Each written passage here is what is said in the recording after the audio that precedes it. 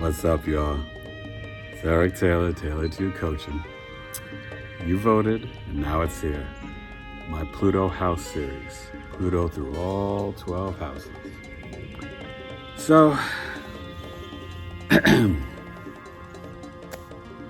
before we get into the first house, let's talk about Pluto. Where do you begin with the powerful Pluto? The ruler, ruled by Hades, the underworld. Pluto is psychology, power, obsession, possession, control, sex, that magnetic energy. It's trauma and crises. Pluto is really all about transformation and transmutation, and how it is really the soul psyche pushing you to change, grow, surrender, let go, let God, transform in this lifetime. Pluto takes about 246 to 250 years, so maybe 248, to travel all around the zodiac. Right? This is why America just had its Pluto return.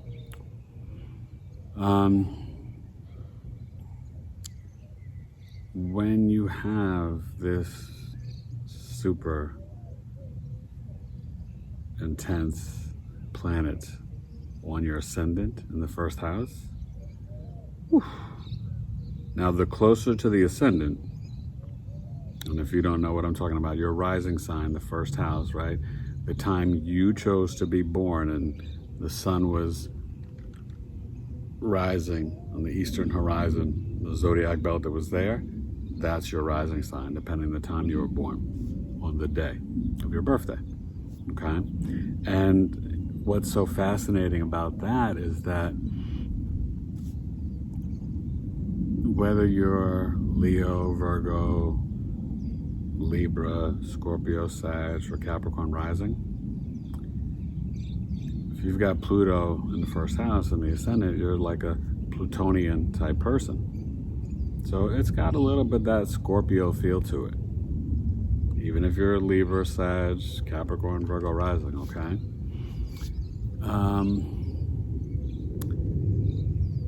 What's the first house? You know. Oh, please subscribe, share, like this video, comment down below, read the description. And I want to hear about your experience having Pluto in the first house.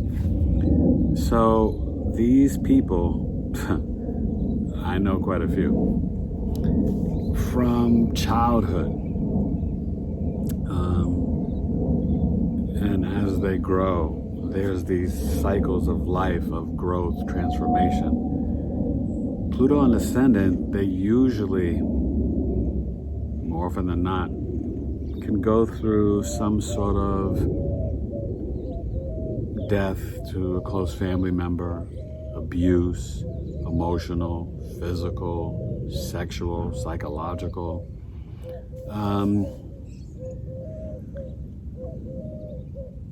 And sometimes it can just be an extreme intensity. Pluto, you have to understand, this is that pendulum swing of kind of like magnetic, repel, magnetic, repel.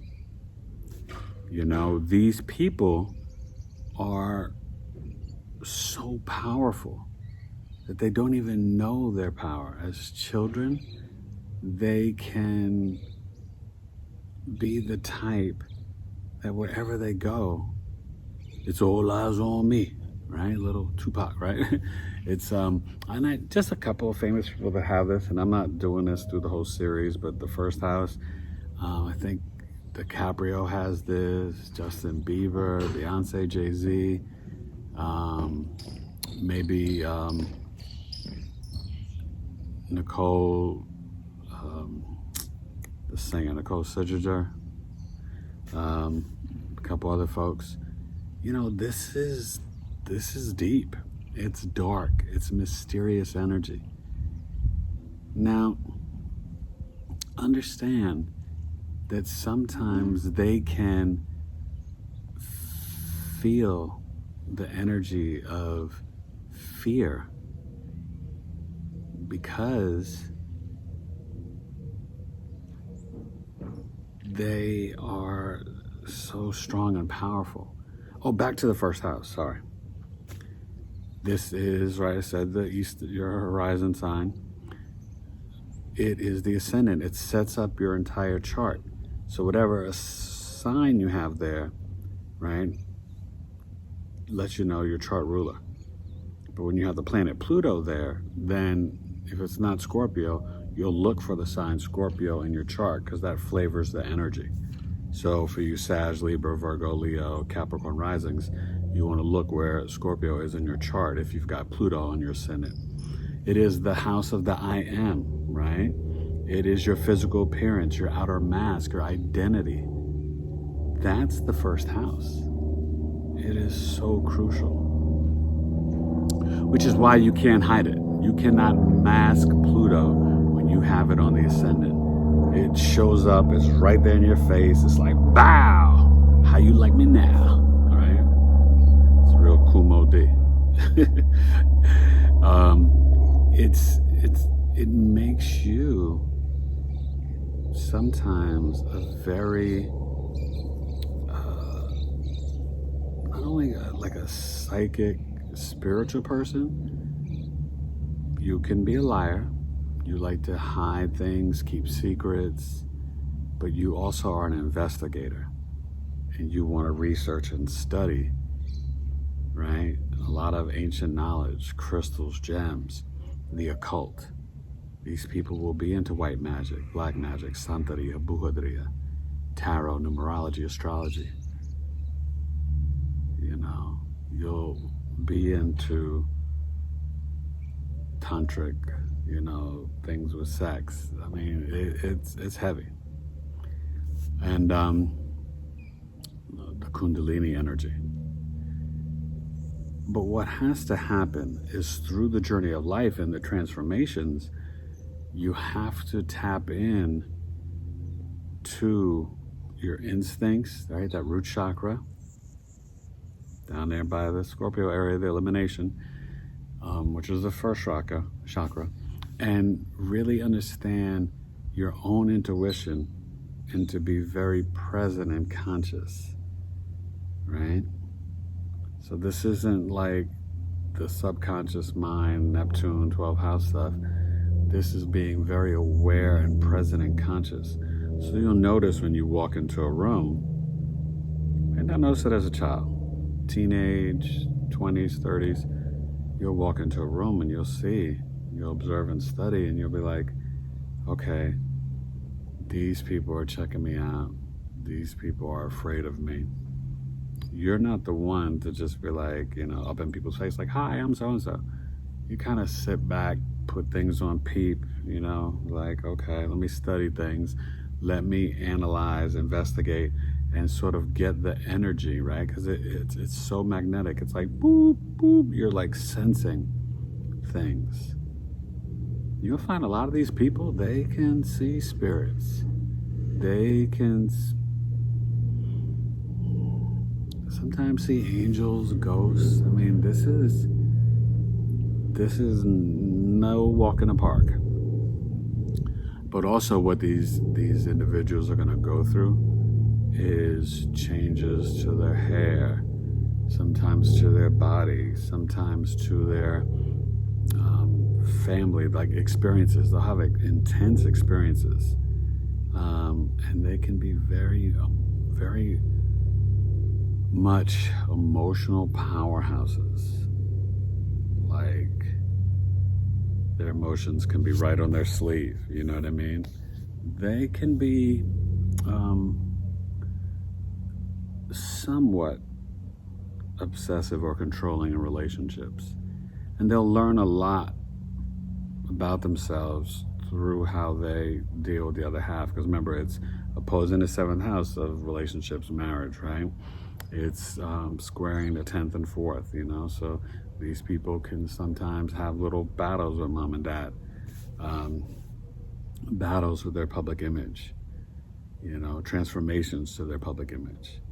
You know, they really love to learn about ancient knowledge and spirituality and beliefs and travel, right? Trining the 5th and 9th. These things play out strongly with these people. They can be afraid of the dark. They can have intense dreams and nightmares.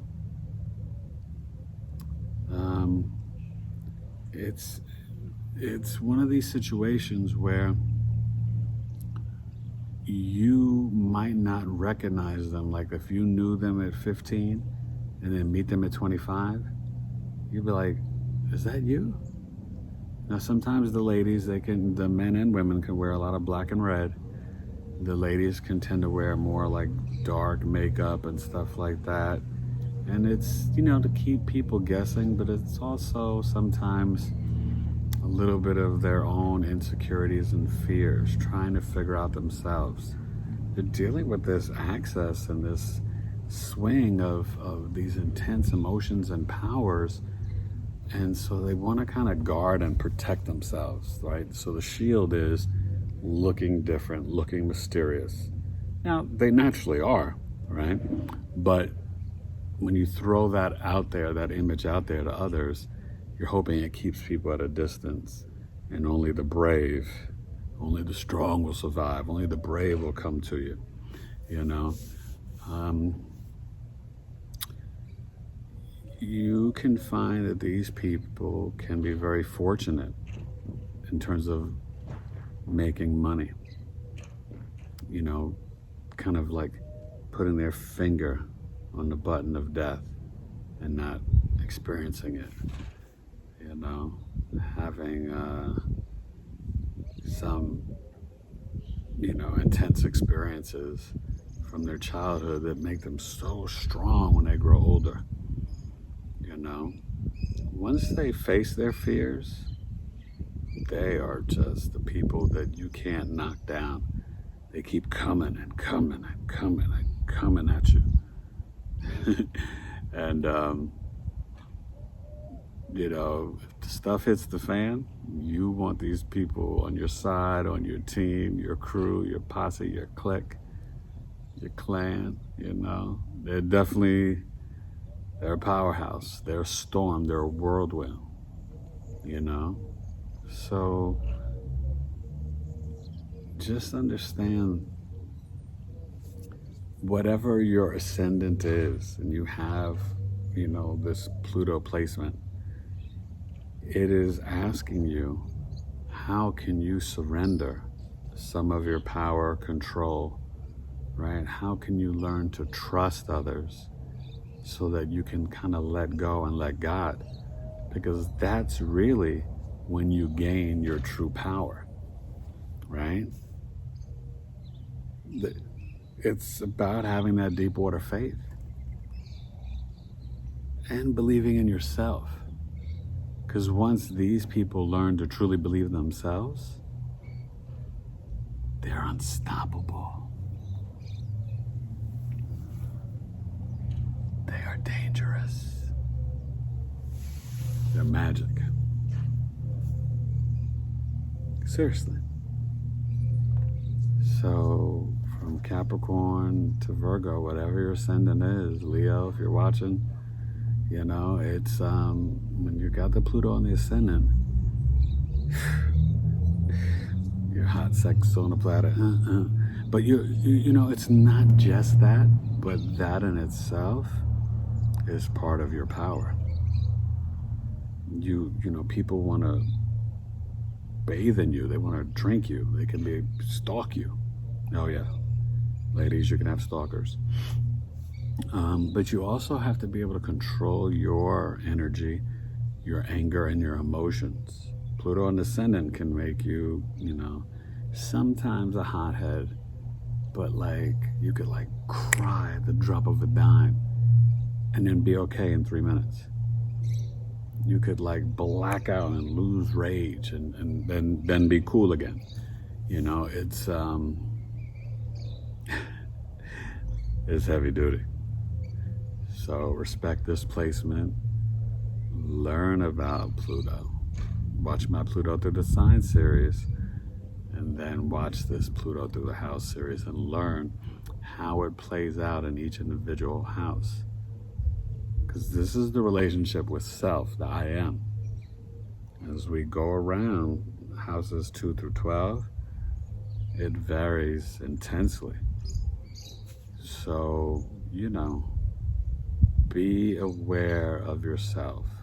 Tap into your instincts. Meditate, pray, learn your power.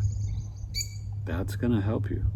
Because then you'll see how and why others react to you the way that they do. Because they're like, you put a spell on, you know, I put a spell on you.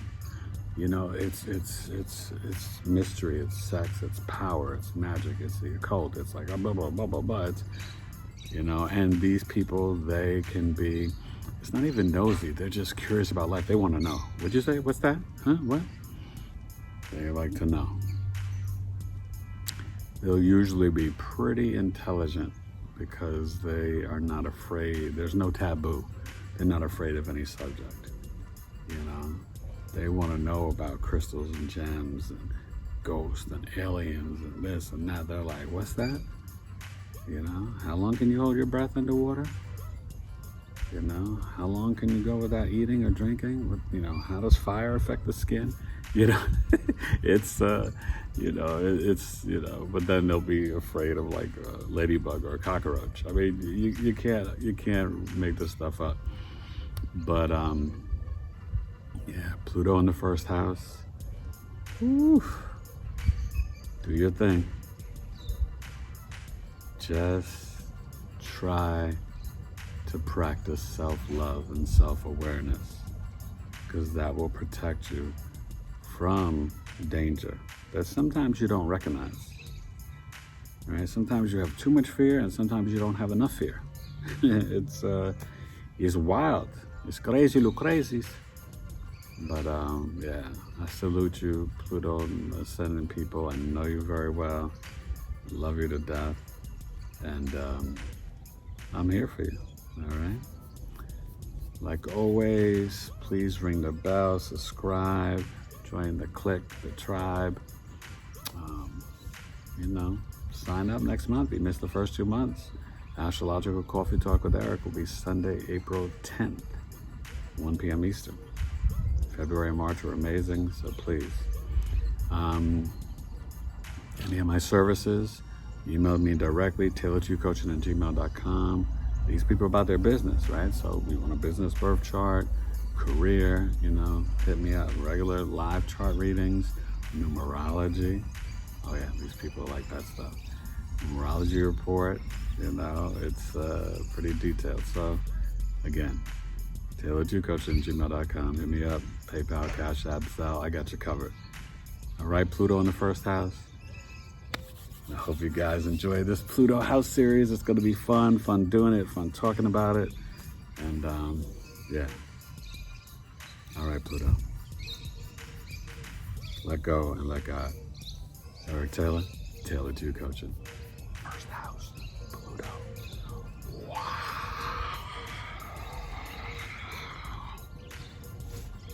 Peace.